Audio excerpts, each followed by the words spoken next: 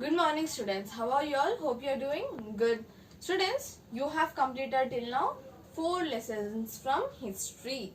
So obviously we are going to start our history lesson number 5. Okay.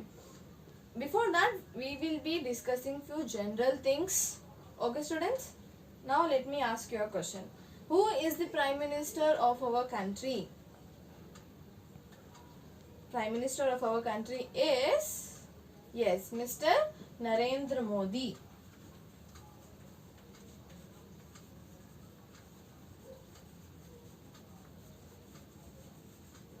Okay, students, he is our Prime Minister. Then, who is the Chief Minister of our state? That is KCR. So, students, you know what is the full name of KCR? It is Kalvakuntla Chandrasekhar Rao. Okay, students, how did Mr. Narendra Modi become PM and Mr. KCR has become Chief Minister of our state or country? How did they become? That is, people have voted them. Now, when do people vote? During the elections, right?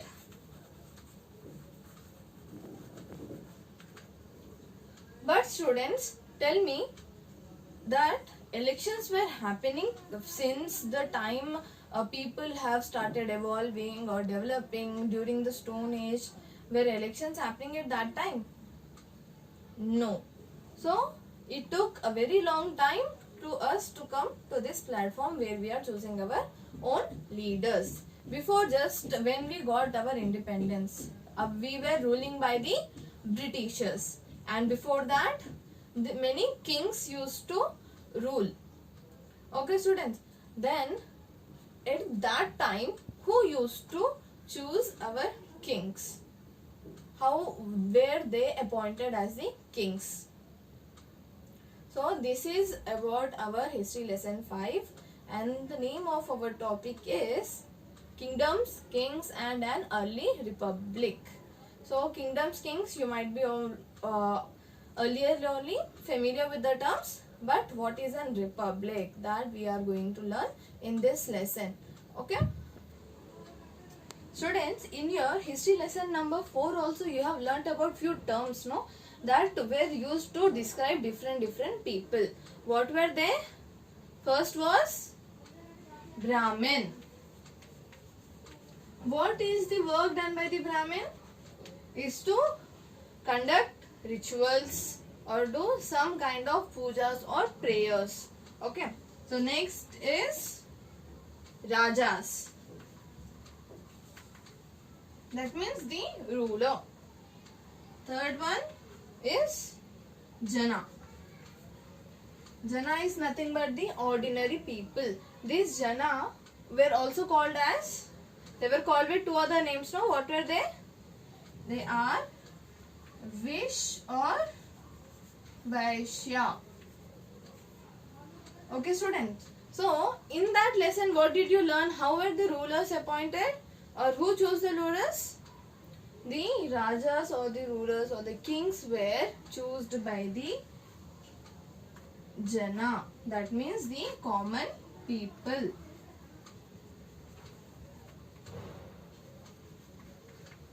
That means at that time there were no elections conducted.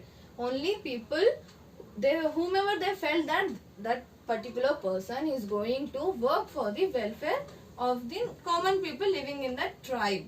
So that person used to be appointed as the Raja. So students, was Raja collecting taxes in the past? No. Did he had palace? No. And did they had huge army, students? No, he did not have all these things.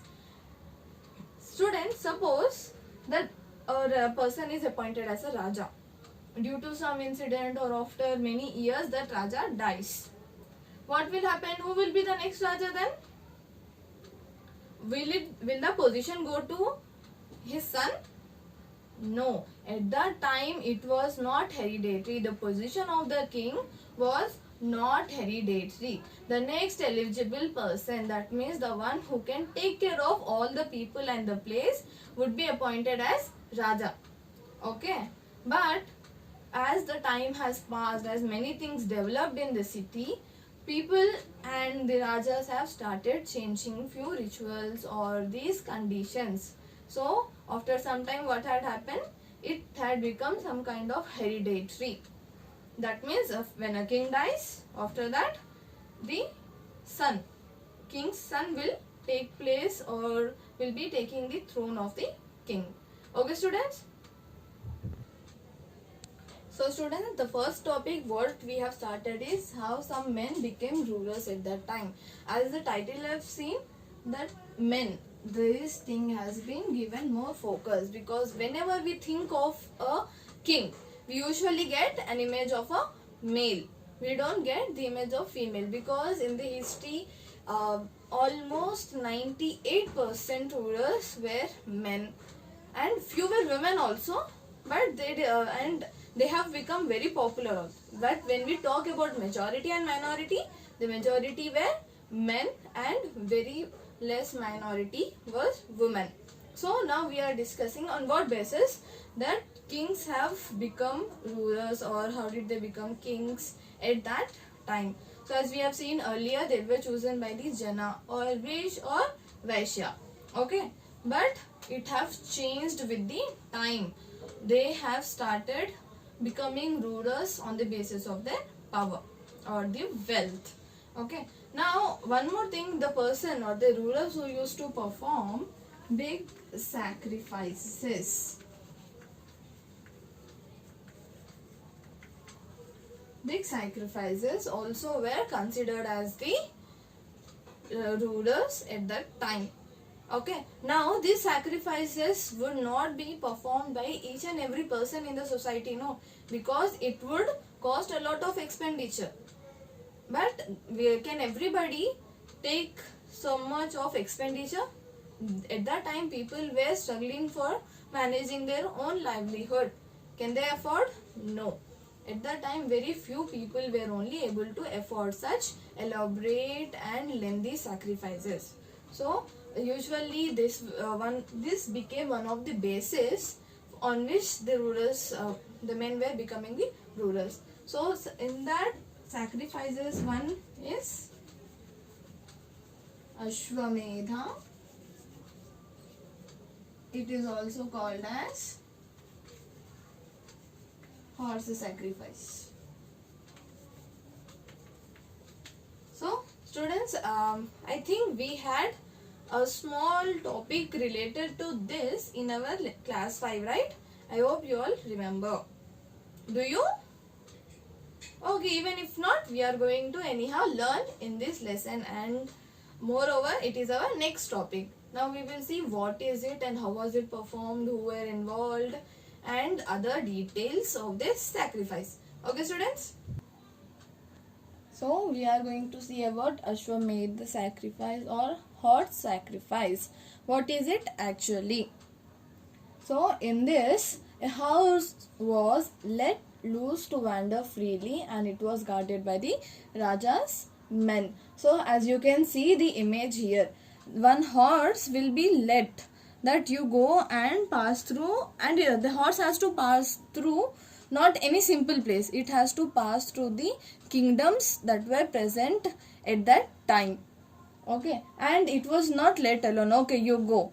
The horse was not said, okay, go and come back. How will we know that whether the horse has reached in that particular kingdom or not? So for that, it was guided by the Raja's men. Okay students? Now the horse has to pass from several kingdoms. If the Raja of that kingdom allowed to pass, that meant that he accepted that the Raja who is performing the sacrifice was powerful than him. Suppose now you have conducted, you are performing the Ashwamedha Yaga. Now it has to pass through my kingdom.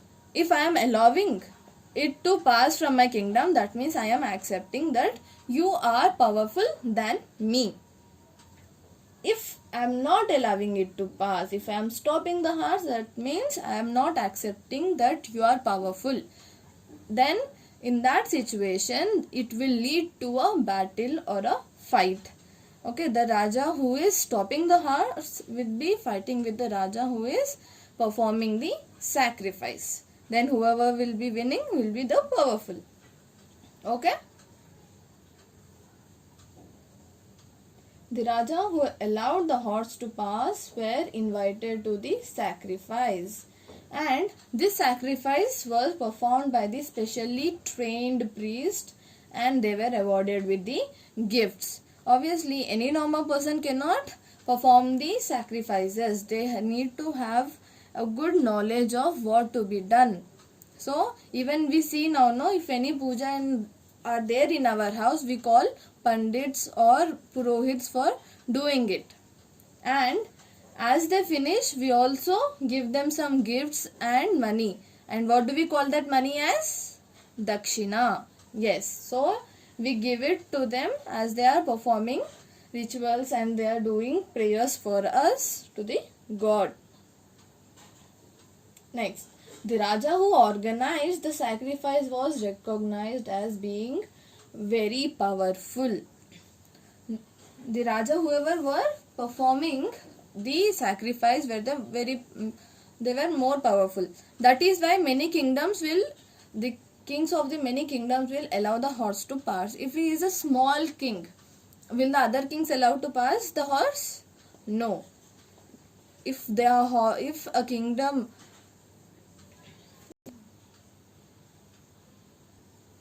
if a king is allowing the horse to pass through the kingdom, means that he is not that capable of fighting a war with the king who is performing. Or the other reason can also be that he do not want to fight. That means he wants a peace to be maintained between the kingdoms and want to maintain a friendly relationship with other kingdoms. Okay. So that is why. And all the people who attended the sacrifice bought gifts for the Raja. Okay, students? Now the Raja was the center figure in these rituals. Obviously, he is the one who is performing the sacrifices, no? Then he will be sitting in the center position if any puja is being conducted. So for whom it is being conducted, they will be sitting close to the Purohit, no? Yes, in the same way. But here there is a difference. The Raja will be having a special seat or throne, or sometimes they were also been sitting on the skin of the tiger. So students, now you can see an image of Lord Shiva, no? He is sitting on the skin of the tiger. So this is I have just used as reference. Okay, students?